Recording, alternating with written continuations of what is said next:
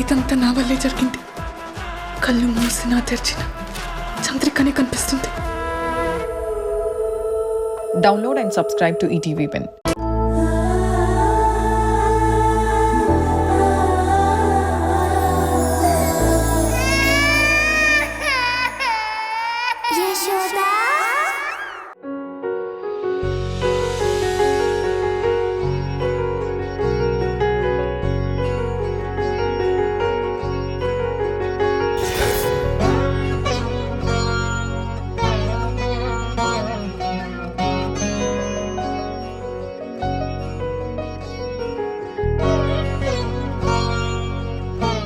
సంజయ్, నిన్నిలా చూస్తుంటే నాకు నిజంగా చాలా గర్వంగా ఉంది సంజయ్. ఇప్పుడు జిల్లా జడ్జిగా అపాయింట్ అయిన నువ్వు అతి త్వరలోని హైకోర్టుకి జడ్జిగా వెళ్ళాలి. నీ నిజాయితీ తప్పకుండా నిన్ను చాలా పెద్ద స్టేజ్కి తీసుకుని వెళ్తుంది అని నేను నమ్ముతున్నాను సంజయ్. నువ్వు సాక్షుల్ని బట్టి ఎలాగైతే తీర్పిస్తావో అప్పుడు నీ మనస్సాక్షిని కూడా నమ్ము. ఏ ఒక్క క్రిమినల్ కూడా శిక్ష పడకుండా తప్పించుకోవటానికి వీల్లేదు. నిన్ను సమాజమంతా పొగుడుతూ ఉంటే వాళ్ళ మధ్యలో నేనుండి తను నా భర్తే అని చెప్పుకునే స్టేజ్కి నువ్వెళ్ళాలి. జనాలకి ఇప్పటి వరకు కోర్టుల మీద న్యాయస్థానాల మీద ఉన్న అభిప్రాయం మారిపోవాలి. న్యాయస్థానానికి వెళ్తే ఖచ్చితంగా మంచి జరుగుతుంది, న్యాయం జరుగుతుంది అని నమ్మాలి. నువ్విచ్చే తీర్పుల వల్లే జనాలు న్యాయస్థానానికిచ్చే గౌరవం పెరుగుతూ ఉండాలి. అవన్నీ సంజయ్కి తెలుసులే నీరజ. ముందు నువ్వు హారతివ్వు. అలాగే మమ్మీ.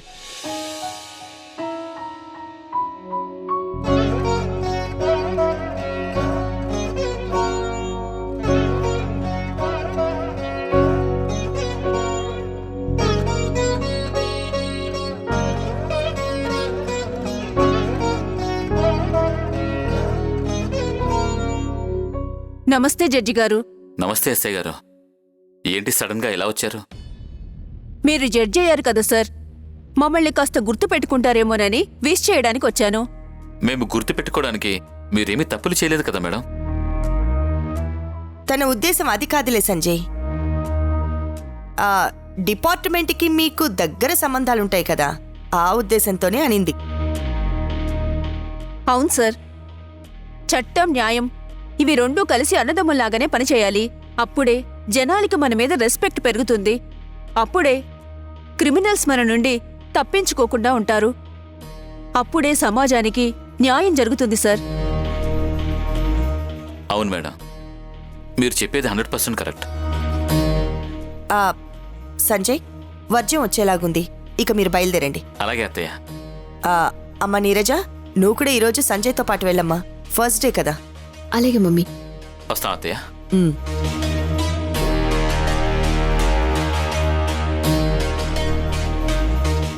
చెప్పండి ఎస్ఐ గారు. మేడం, మీరు ఏమైనా అనుకోండి, నాకు మాత్రం ఆ సోదమ్మ మీదే అనుమానంగా ఉంది. నాకు తన మీద మొదట్లో అనుమానంగానే ఉండేది. ఆ రోజు పవర్ కట్ అయింది. జయ నా పక్కనే ఉంది. అలాంటప్పుడు జయ మీద నేను అనుమానం ఎలా పెట్టుకోవాలి? అంతేకాదు, ఇప్పుడు నేను తొందరపడి జయ మీద అనుమానం పడితే నా కుటుంబం ప్రమాదంలో ఉంటుంది. అందుకే నేను తొందరపడి ఏ స్టెప్పు తీసుకోవడం లేదు. మీరు చెప్పింది కూడా నిజమే మేడం. కాకపోతే జయ ఆ యశోద కాకపోయి ఉండొచ్చేమో కానీ ఖచ్చితంగా జయ ఆ యశోద మనిషి అయి ఉంటుంది. నువ్వన్నది కూడా కరెక్టే అవ్వచ్చు. అది నేను తెలుసుకోబోతున్నాను. తన మీద ఏ అనుమానం వచ్చినా నీకు వెంటనే ఇన్ఫార్మ్ చేస్తాను. అప్పుడు నువ్వు తప్పకుండా నాకు హెల్ప్ చేయాలి. అలాగే మేడం, వెళ్ళొస్తాను. ఒక్క నిమిషం ఉండు.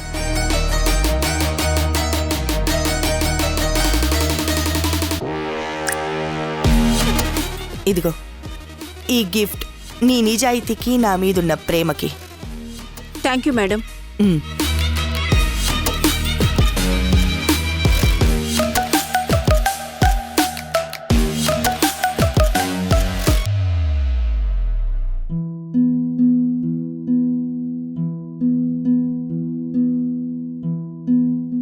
నిన్న రాత్రి మనమందరం ఎక్కడ దొరికిపోతామోనని చాలా భయమేసింది హరి. దేవుడి దయ వల్ల సారంగిని కాపాడుకోగలిగాం. అలాగే నువ్వు నేను అందరం బయటపడ్డాం. నువ్వు చాలా జాగ్రత్తగా ఉండాలి యశోద. అక్కడ ఏం జరిగినా ఫస్ట్ అనుమానం వచ్చేది నీ మీద. అవును హరి, అది కూడా నిజమే. రాత్రి ఆ పవర్ కట్ చేసింది ఎవరో తెలీదు, కానీ ఆ పవర్ కట్ చేయడం వల్లే నేను సేవ్ అయ్యాను. ఇంతకీ ఆ పవర్ కట్ చేసింది ఎవరై ఉంటారు? ఆ పవర్ కట్ చేసింది నేనే యశోద.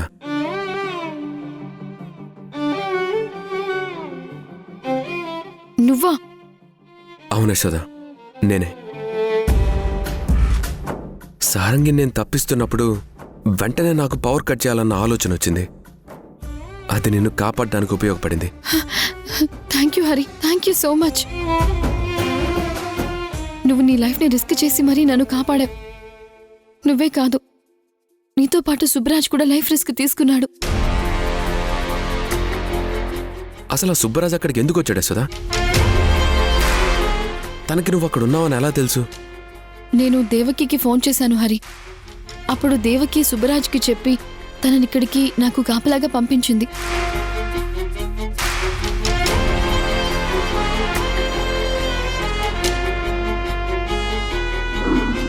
ఇంతకీ ఈ క్యాటరింగ్ పేరేంటి? నువ్వు యూనిఫామ్ వేసుకున్నావు కదా, నువ్వు మా ట్రూప్ కదా? ట్రూపా బొంగ? నేను నా పర్సనల్ పని మీద వచ్చాను బాసు. బాసు, ఇంతకీ నీ పేరేంటి? నువ్వు చెప్పావు కదా, సేమ్ పేరు.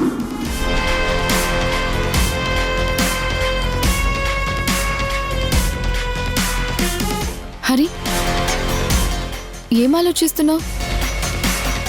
యశోద, నాలాగే వేషం మార్చుకొని ఊర్మిళ ఇంటికి ఒక అతను వచ్చాడు. అతను క్యాటరింగ్ వాళ్ళకి సంబంధించిన వ్యక్తి మాత్రం కాదు. నాలాగే వేషం మార్చుకొని వచ్చాడు. అతను అలా రావడానికి కారణం ఏమై ఉంటుంది? అంతేకాదు, అతని హైట్ వెయిట్ చూస్తే అచ్చం సుబ్బరాజులానే అనిపించాడు. హరి, నీకెక్కడో సుబ్బరాజు మీద అనుమానంగా ఉంది, అందుకే నువ్వు ఇలా ఆలోచిస్తున్నావు.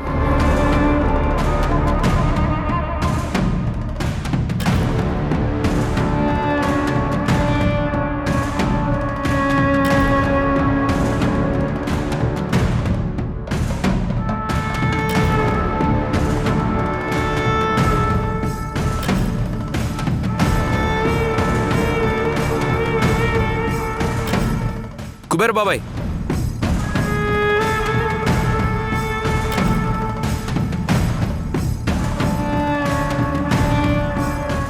ఏంటి బాబాయ్, రాత్రి నువ్వు అక్కడే ఉన్నావు కదా, ఎప్పుడు వెళ్ళిపోయావు, ఎందుకు వెళ్ళిపోయావు? ఏం లేదు బాబు, చిన్న పనుండి వెళ్ళాను. నీకు తెలుసా బాబాయ్, రాత్రి లోపల యశోద ఉందని ఊర్మిళకి ఎవరో ఇన్ఫర్మేషన్ ఇచ్చారు. యశోద వేషంలో ఉందనే విషయం ఎవరికి తెలుసుంటుంది? మనల్ని ఎవరో చాలా దగ్గరగా ఫాలో చేస్తున్నారు. నేను ఇదివరకే చెప్పాను కదా బాబు, మన చుట్టూ ఉండే వాళ్లల్లో ఖచ్చితంగా 10 మందిలో 4-5 ఊర్మిళ మనుషులే ఉంటారని. మీరు ఎంతో జాగ్రత్త పడాలి. సరే, మా సంగతి వదిలే. నువ్వు సడన్గా అంత కంగారుగా ఎక్కడికి వెళ్ళిపోయావు? అసలు ఏం జరిగింది? నాకు మా అమ్మాయికి యాక్సిడెంట్ అయిందని ఫోన్ వస్తే వెళ్ళాను బాబు. అయ్యో, ఇప్పుడు ఎలా ఉంది పాపకి? పాపకి బానే ఉంది కదా? చాలా బాగుందమ్మా. నిజానికి పాపకేమీ కాలేదు. నేను 2 రోజులుగా హోటల్లో పని ఎక్కువైపోయిందని ఇంటికి వెళ్ళలేదని నా కూతురు ఇలా అబద్ధం చెప్పిందమ్మా.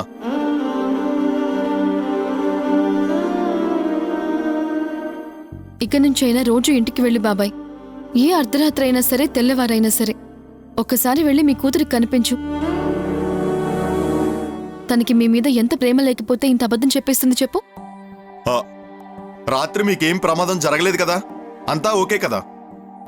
ఏం కాలేదు బాబాయ్, మొత్తానికి అందరం తప్పించుకున్నాం. చూడండమ్మా, పాపకి మీరు దగ్గర అవ్వాలని, పాపని మీ దగ్గరికి తెచ్చుకోవాలని మీరిద్దరూ ప్రాణాల మీదకి తెచ్చుకుంటున్నారు. ఒక్కసారి ఆలోచించండి. ఆ ఊర్మిళకి ఎదురెళ్ళటం అవసరమా చెప్పండి? చూడు బాబాయ్, మీ అమ్మాయికి యాక్సిడెంట్ అయిందని తెలియగాని నువ్వు ఉరుకులు పరుగుల మీద ఇంటికి వెళ్ళావు. కన్న తండ్రిగా అతని స్వచ్ఛమైన ప్రేమ.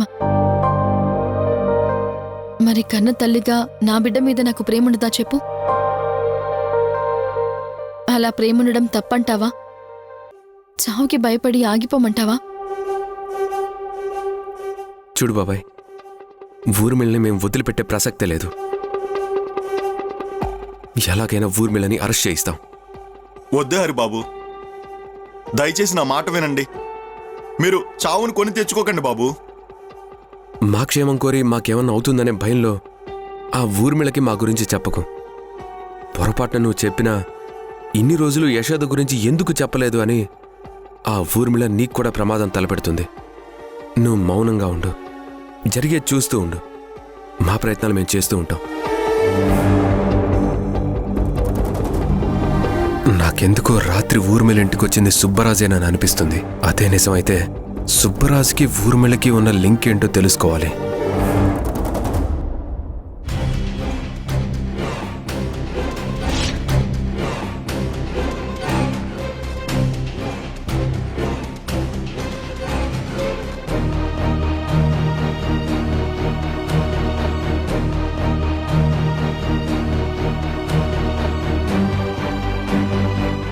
వీడేంటి నా వెనక వస్తున్నాడా లేకపోతే క్యాజువల్గా వస్తున్నాడా?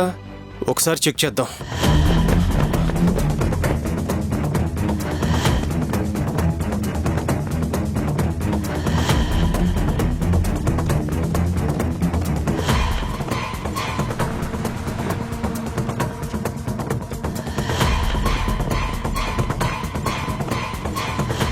కన్ఫర్మ్ వీడు నన్నే ఫాలో అవుతున్నాడు.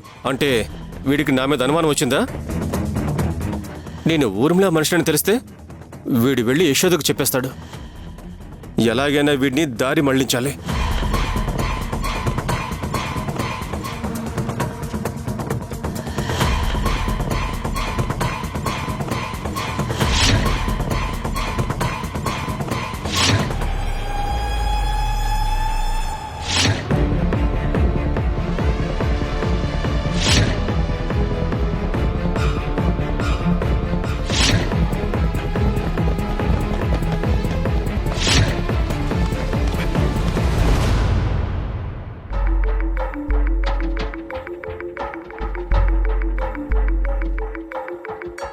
హాయ్ బావా.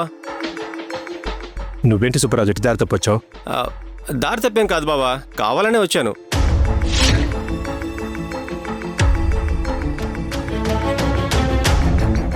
ఏంటి నువ్వు అనేది?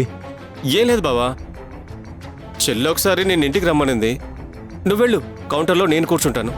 నన్ను రమ్మంటే ఫోన్ చేసి చెప్పొచ్చు కదా, నిన్ను పంపించే బదులు. అంటే నువ్వు షాప్ కట్టేసి వెళ్ళాలి కదా బావా,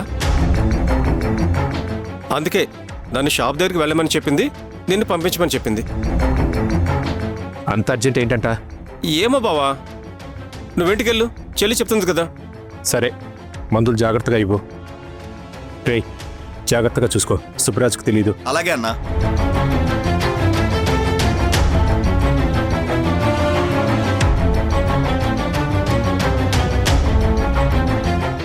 నేను అనవసరంగా సుబ్బరాజుని ఏమైనా అనుమానిస్తున్నానా?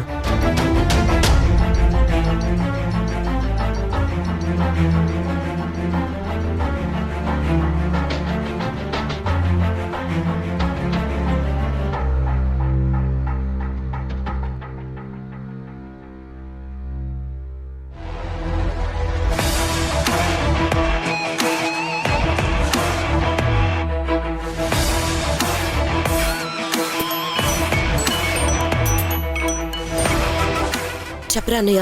దేవకి, నేను చెప్పేది జాగ్రత్తగా విను. నేను బావ మెడికల్ షాప్ దగ్గర ఉన్నాను. నువ్వు పిలుస్తున్నావని చెప్పి బావని ఇంటికి పంపించాను. నేనెప్పుడు పిలిచానురా? నేను అబద్ధం చెప్పానులేవే. అలా నేను ఎందుకు అబద్ధం చెప్పానో తర్వాత నేను నీకు డీటెయిల్గా చెప్తాను, కానీ కారణం అడిగితే ఏదో ఒకటి చెప్పి మేనేజ్ చేయి. సర్లే, నేను చూసుకుంటాను. నీకేం ప్రాబ్లం లేదు కదా? నాకేం ప్రాబ్లం లేదులే, ఉంటాను.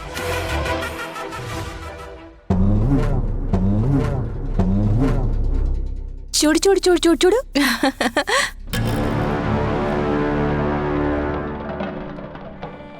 ఏంటమ్మా?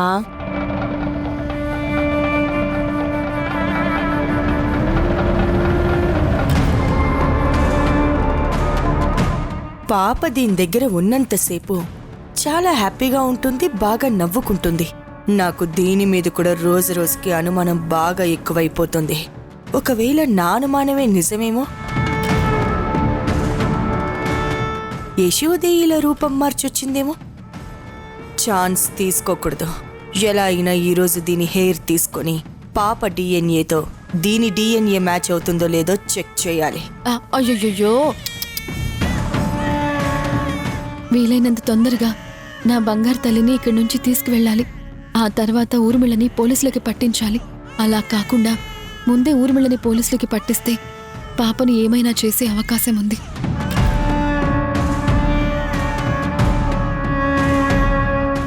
ఇదిగో పట్టుకో పట్టుకో పట్టుకో. ఏంటి జయ, జుట్టంతా అలా చిందరవందరగా అయిపోయింది? పాపతో ఆడుకుంటా ఉంటే పాపట్ట లాగేసింది తల్లి. అవునా, సర్లే. నేను నీకు జడ వేస్తాను.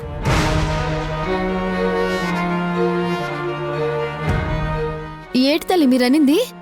అవును జయ, నువ్వు విన్నది కరెక్టే. నేను నీకు జడ వేస్తాను. మీరు నాకు జడవేయటమేటమ్మా, నేను వేసుకుంటానులేమ్మా. లేదులే, నాకు నీరజకి తల దువ్వి జడ వేయడం అంటే చాలా ఇష్టం. కానీ నాకు జడ దువ్వటం సరిగ్గా రాదు అని నీరజ నాతో వేయించుకోదు. నీ మీద ప్రాక్టీస్ చేస్తే రేపు నీరజకి నేను బాగా జడ వేయొచ్చు కదా. నా కోరిక కూడా తీరుతుంది. వద్దులే తల్లి.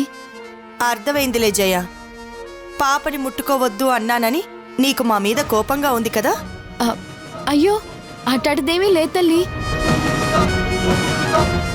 తర్వాత మీరే పాపను ఆడించమని చెప్పారు కదా, నా కోపం ఎందుకు ఉంటుంది చెప్పండి. ఇప్పుడు నువ్వు నాతో జడ వేయించుకోకపోతే నీకు నా మీద కోపం ఉంది అనే అనుకుంటాను. ఈవిడేంటి సడన్ గా ఇలా మారిపోయింది? నాకు జడెందుకు వేస్తానంటుంది. బుజ్జమ్మ, వెళ్ళి కోమ్ తీసుకురా.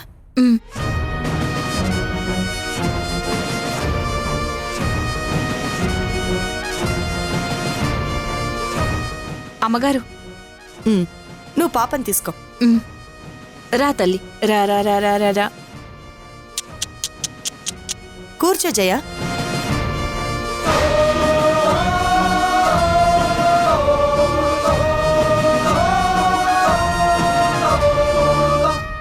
అయ్యో చూడు, ఎంత చిక్కు పడిపోయిందో, ఎంత చిందరవందరగా ఉందో చూడు.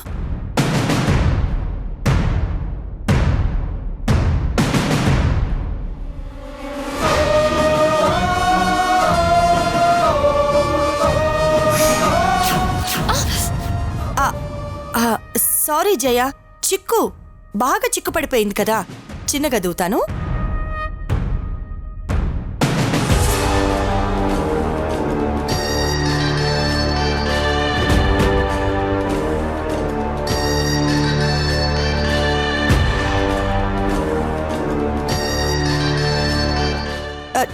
చూడు, ఎంత చేసినా సెట్ అవ్వడం లేదు. నాకు ఆపరేషన్ చేయడమే చాలా సింపుల్. ఈ హెయిర్ సెట్ చేయడం అనేది నా వల్ల కావడం లేదు. అందుకే నేను వేసుకుంటాను అన్నాను. దువ్వి నీవు తల్లి. సరేలే, నువ్వే వేసుకో. బుజ్జమ్మ, పాపనిలా ఇవ్వు.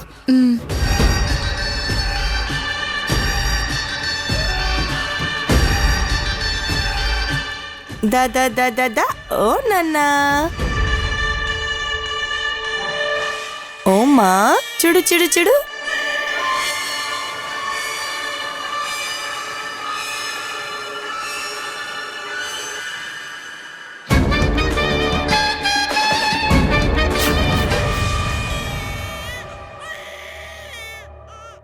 అయ్యో, ఏమైందమ్మా? అయ్యో ఏమో బుజ్జమ్మ, ఉన్నట్టుండి ఏడుస్తోంది. ఇదిగో ఒకసారి ఎత్తుకో. ఇటివ్వండమ్మా. తీసుకో. ఓ లేదు లేదు లేదు, ఏడోకేడోకమ్మా. ఎందుకు ఏడుస్తున్నావు తల్లి?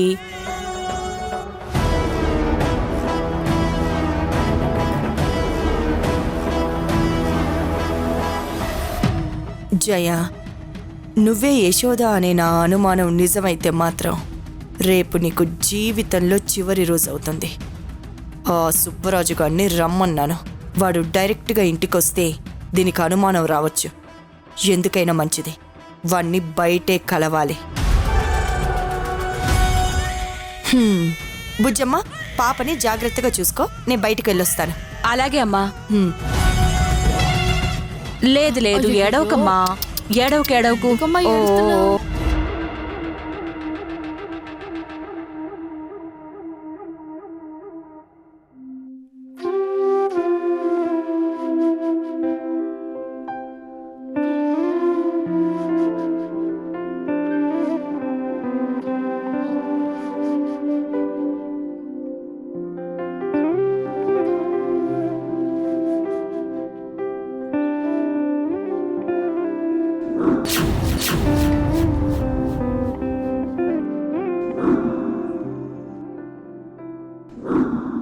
ఆ పవర్ కట్ చేసింది నేనే యశోద. వద్దు యశోద, నువ్వు ఇక్కడే ఉండు. నీకేమైనా పిచ్చి పట్టిందా? లేదు సుబ్రాజు, యశోద ఇక్కడుంటేనే సేఫ్. నువ్వు చేసే సాయంలోనే నీ ప్రేమ ఎంత గొప్పదో నాకు అర్థం అవుతోంది హరి. నీ మనసులో నాకు ఎలాంటి స్థానం ఉందో ఒక అమ్మాయిగా నేను అర్థం చేసుకోగలను. అలాగే నా మనసులో నీ గురించి ఆలోచించాలి అని ఉన్నా, నీ ప్రేమ అర్థమవుతున్నా నేను రియాక్ట్ అవ్వలేకపోతున్నాను. దానికి కారణం నేను ఉన్న సిచ్యువేషన్ అలాంటిది. నీలా గొప్పగా ప్రేమించే అబ్బాయి భర్తగా వస్తాడు అంటే ఏ ఆడపిల్ల కాదనుకుంటుంది? ఏ ఆడపిల్ల కావాలి అనుకోదు చెప్పు? ఒక్క నేను తప్ప నువ్వు చాలా చాలా మంచివాడివి హరి. నా సంతోషంలో నువ్వు నీ సంతోషం వెతుక్కుంటున్నావు. నాకు నిన్ను వదులుకోవాలని లేదు హరి. కానీ నీ గురించి ఆలోచించడం మొదలుపెట్టిన మొదటి క్షణంలోనే నాకు దాక్షాయని అత్తయ్య గుర్తుకొస్తుంది.